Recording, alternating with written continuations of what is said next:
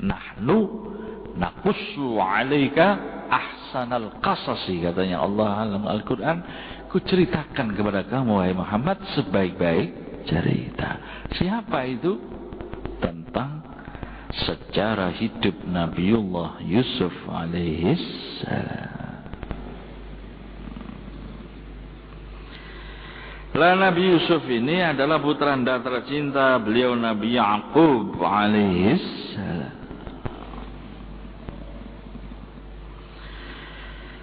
Di antara kisah Nabi Yusuf itu, Nabi Yaqub dan Nabi Yusuf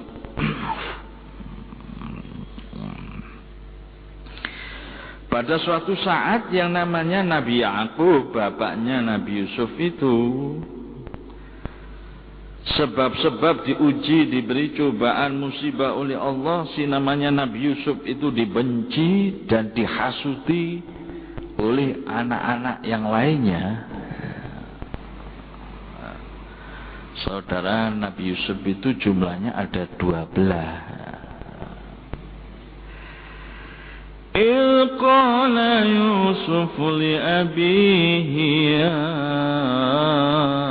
abati inni ra'aitu ahada ashara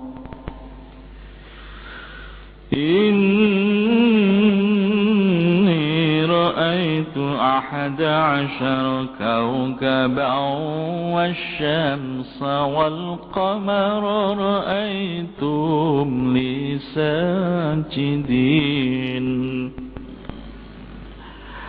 Katanya Allah berfirman dalam Al-Quran mengkisahkan Nabi Yusuf.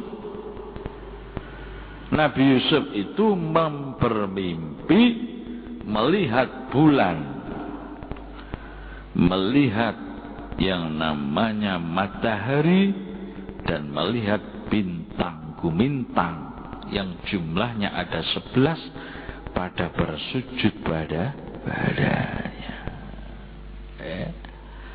Sing jenenge Nabi Yusuf matur dan abai, duh Rama tiyang sepuh kula niki kok mimpi enten lentang kabeh 11, mimpi ketinggalan sing diarani srengenge kali bulan niki padha sujud kali ku. Dalam arti ayat itu memberikan isyarat bahwa Nabi Yusuf itu adalah calon anak yang berpredikat mulia. Calone dadi wong gedhe, calone dadi wong derajat. Bahasa singkat nungger putraku nak Yusuf, ojo cerita-cerita sapa-sapa ya nak. La taqsus ru'yaka ala ikhwatka fayakidu laka kaida. Kamu jangan menceritakan pada saudara-saudaramu ya nak. Nanti kalau kamu cerita pada saudara-saudaramu, kamu nanti akan mendapatkan apa? Hasutan dan mendapatkan kedengkian dari mereka. Meneng wae liya. Lah Nabi Yakub itu sangat sayang kepada beliau Nabi Yusuf itu karena apa? Anak yang paling kecil dari saudara-saudara yang lainnya. Wong tuwa niku sing paling disayang kan arek sing paling cilik. Karena apa? Sing cilik iku gorong iso apa-apa, gorong iso golek apa-apa, sing iso golek. Lah sing wis gedhe-gedhe ngono, wis iso metu nalare, iso metu usahane, iso golek sing cilik. Mulane nek ana anak sing cilik tukaran ambek sing gedhe, mesti sing dibelani sing cilik. Ngalau tali kon sing gedhe. Ngalau tanak, wong awakmu sing wis umure akeh, adikmu sing umure titik, adikmu sing isik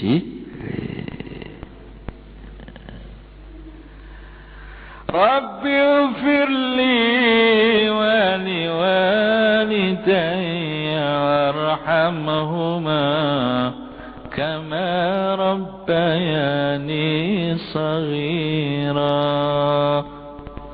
رب اغفر لي ولوالدي وارحمهما كما ربياني صغيرا رب اغفر لي ya Allah, ampunilah dosaku wali walidaya, dan ampunilah dosa kedua orang tuaku. Warhamhuma, berikanlah kasih sayangmu, belas kasihanmu pada bapak ibu saya, kama rabbayani shaghira, sebagaimana bapak ibuku menaruh belas kasihannya kepada diriku. Sing shaghira, ketika saya masih kecil. Diarani tumpuan welasi anak, wong tuwa nang anak niku nek anak waktu sing isih cilik. Karena Nabi Yusuf itu dari anak-anaknya yang paling sopan, yang paling tawadhu, ngomongnya paling lemah lembut. Nang wong tuwa gak kasar, nang wong tuwa andap asal. Lo namanya orang tua kan tambah besar kasih sayangnya. Dengan begitu itu anak-anak yang lainnya itu pada iri, pada dengki, pada hasad. Abai oh babai sing diceluki mek Yusuf tok. Ana apa Yusuf? Sing digoleki Yusuf, awake gak kanggo iki. Awak-awakan iki kaya-kaya gak ono gunane awak-awake. Dulur-dulur padha mufakat ngene mari apa. Yusuf iki ayo dipateni mari. Nek iki Yusuf dipateni awak kanggo nggo. Kasih sayangnya orang tua bapak ini akan diberikan pada kita-kita ini. Kalau Yusuf itu dibunuh. Kalau tidak dibunuh, ya kita-kita ini kayak tidak ada gunanya. Kayak tidak mendapatkan perhatian dari bapak. Ya apa nek dipateni ae. Ya. Mufakat, musyawarah antara saudara, ya sudah pateni. Lah carane ya apa dirayu. Ya apa carane Yusuf dijak metu. Akhirnya sing jenenge Nabi Yakub cari anak-anak Yusuf ajeng kula jak mlaku-mlaku, jenenge kula jak ndelok suasana donya cek roh padange yo.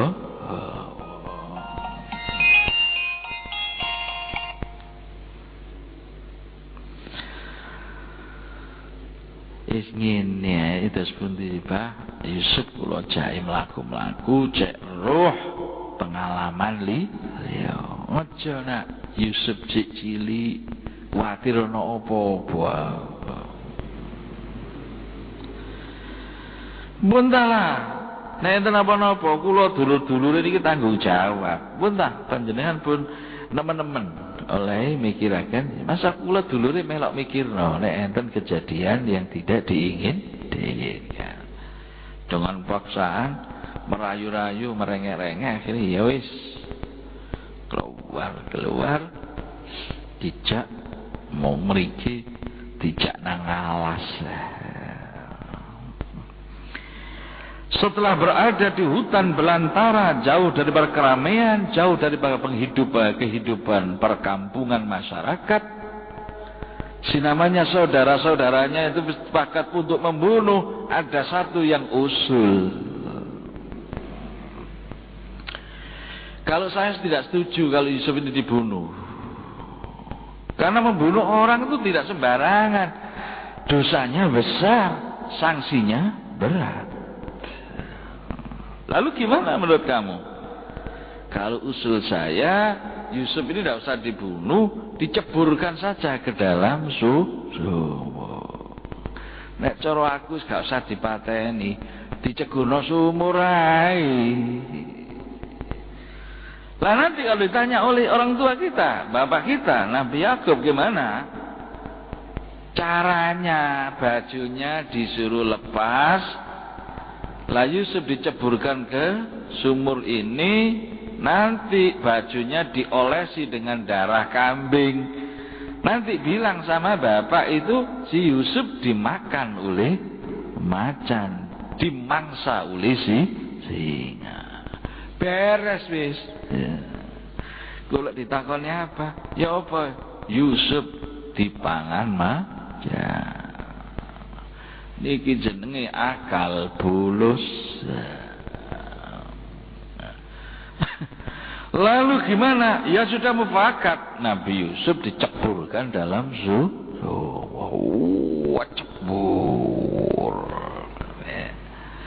Menurut sebagian riwayat di sumur itu selama 10-11 hari. Wih, nih, lah nih awak dhewe dicekono sumur ni 11 dina. Sedina wis kathukno. Akhirnya ditemui oleh seorang pedagang yang naik onta dalam keadaan haus, ngangsu. Ternyata ada timba yang turun. Nabi Yusuf menggandolkan diri di timba tadi itu. Keluarlah Nabi Yusuf. Si namanya pedagang itu kagum dengan Nabi Yusuf yang sangat gandeng. Loh, kok ono arek di jero sumur. Cara mriki kon sapa nak? Omahmu ndile. Kon arek ndile, bapakmu sapa? Oh, kula putrane Nabi Yakub, omah kula mriko. Wis nderek aku mari nak. Nabi Yusuf mikir iya.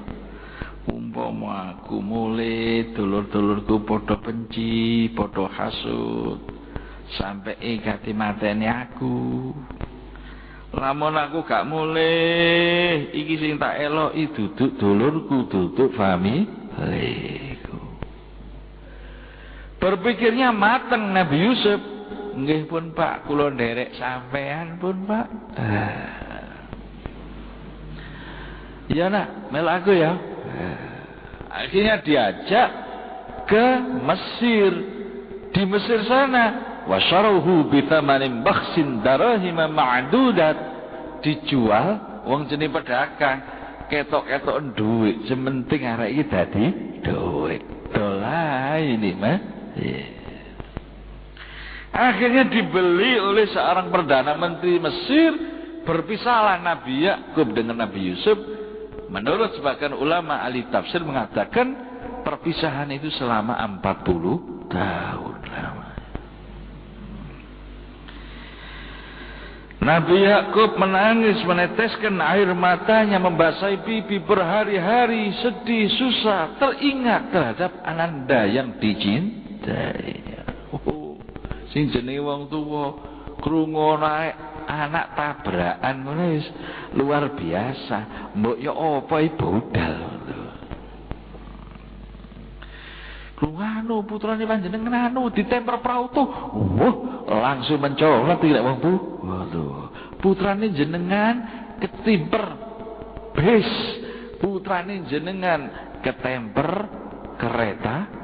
Mbok ya apa wis berangkat wong tuh. Itulah namanya kasih sayang orang tua terhadap anak itu tidak ada ukurannya.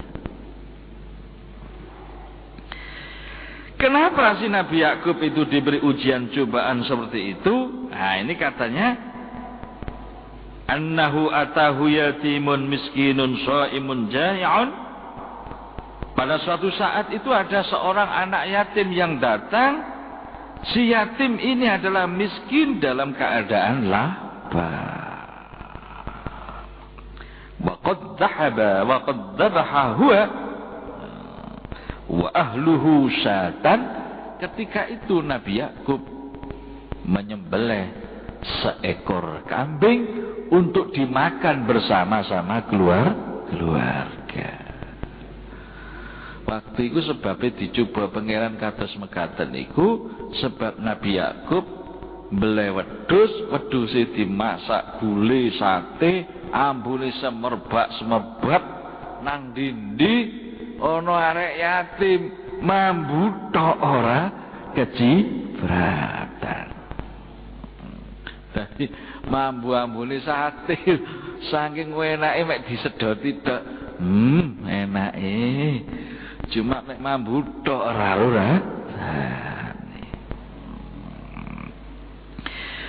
Begitu Nabi Yakub menikmati makanan kambing dengan anak-anaknya semuanya, keluarganya semuanya, tidak tahu di luar ada si anak yatim yang dalam keadaan lapar, haus dan dahaga. Si anak yatim ini miskin dan dalam keadaan puasa. Tidak mendapatkan apa? Pemberian, hanya mendapatkan bau-bauan daripada kambing dari.